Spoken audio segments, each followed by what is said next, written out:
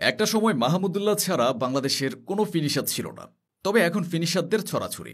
Asia কাপে এই ফিনিশাররাই বাংলাদেশের বড় ভরসা হতে পারে। তেমনই কিছু তরুণ ফিনিশারদের দেখে নিন। প্রথমে আসবে জাকির আলীর নাম। বিশ্বমানের একজন ফিনিশারের যে অভাবটা বাংলাদেশ ক্রিকেটে ছিল, জাকির আলীর মাধ্যমে তা পূরণ হয়েছে। বড় বড় ছক্কা হাঁকানোয় জাকিরের জুড়ি মেলা ভার। অফ স্টাম্পের উপর স্টান্ট নিয়ে লং অন লং অফ দুদিক দিয়ে বলকে সীমানা ছাড়া করতে পারেন জাকির। আদর্শ ফিনিশাররা এভাবেই খেলে। দলের বিপদের সময় জাকিরের ব্যাট হাসে। সব ব্যাটসম্যান প্যাভিলিয়নে ফিরে গেছেন, জাকির একটা প্রান্তে দাঁড়িয়ে আছে। এমন ঘটনা বহুবার ঘটেছে। উপযুক্ত সঙ্গী পেলে জাকির আলী তার ইনিংস লম্বা করতে পারেন। মাঠে জাকিরের উপস্থিতি আলাদা করে চোখে পড়ে। তার সরব ও চনমনে উপস্থিতি দলের পারফরমেন্সেও ইতিবাচক প্রভাব ফেলে। তবে এক দুটো ম্যাচে খারাপ করলেও সমালোচনাটাও থেমে থাকে না। বিশেষ করে তার সীমিত শর্ট রেঞ্জ আর অতি লেগ সাইড নির্ভরতা নিয়ে কথা হয়। জাকির সেসব থোড়াই গিয়ার করেন। রানের পর রান করেই তিনি সমালোচকদের মুখ বন্ধ করে দেন। জাকির আলীর সবচেয়ে বড় গুণ হল তিনি মন্থর পিছিয়েও সাবলীল ব্যাটিং করতে পারেন। ব্যাটিংয়ের পাশাপাশি উইকেট কিপিংও করেন জাকির। অতীতে ক্রিকেট বিশ্বে গিলক্রিস্ট, ধোনির মতো উইকেট কিপার ফিনিশার দেখেছে। জাকির আলী যদি তার অর্ধেকও অর্জন করতে পারেন তাহলে বাংলাদেশ ক্রিকেট সমৃদ্ধ হবে। ক্রিকেটে জাকিরের প্রিয় খেলোয়াড় মুশফিকুর রহিম। মিস্টার ডিপেন্ডেবলের জীবনযাপনে মুগ্ধ জাকির, হতে চান তার মতো দেশসেরা ব্যাটসম্যানদের একজন।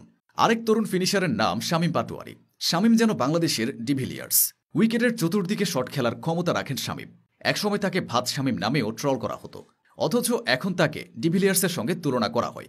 মিস্টার 360-র সঙ্গে তুলনা প্রসঙ্গে শামীম বলেন, ডিভিলিয়ার্সের ব্যাটিংটা একটু অনুসরণ করে বেশি, অনেক ভালো লাগে আমার।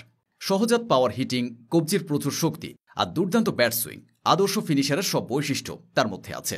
অনূর্ধ্ব 19 বিশ্বকাপ জয়ী এই ক্রিকেটার তার সহজাত পাওয়ার হিটিংয়ের জন্য অনেক আগেই সবার নজর কেড়েছে। শামীম যে ধরনের ব্যাটিং করেন, বাংলাদেশে তিনি সেটার সূচনা করেছেন।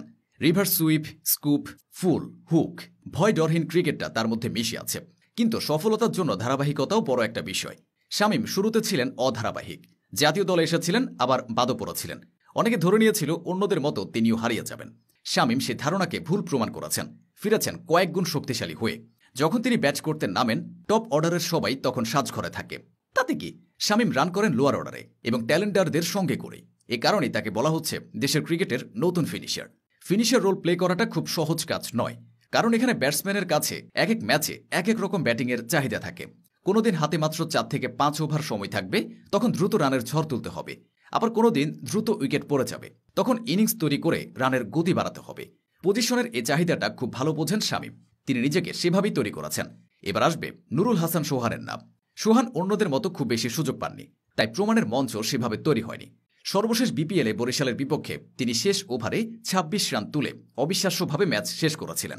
জাতীয় দলের হয়ে এমন কিছু করতে তিনি নিশ্চয়ই মুখিয়ে থাকবেন। যদিও সোহানকে শুধু ফিনিশার বলাটা ঠিক হবে না, ক্যাপ্টেন্সিতেও তার আলাদা সুনাম আছে। উইকেট কিপিংয়েও তিনি ভীষণ চনমনে। মোহাম্মদ সাইফুদ্দিনও ফিনিশার হিসেবে দুর্দান্ত কিছু করতে পারেন।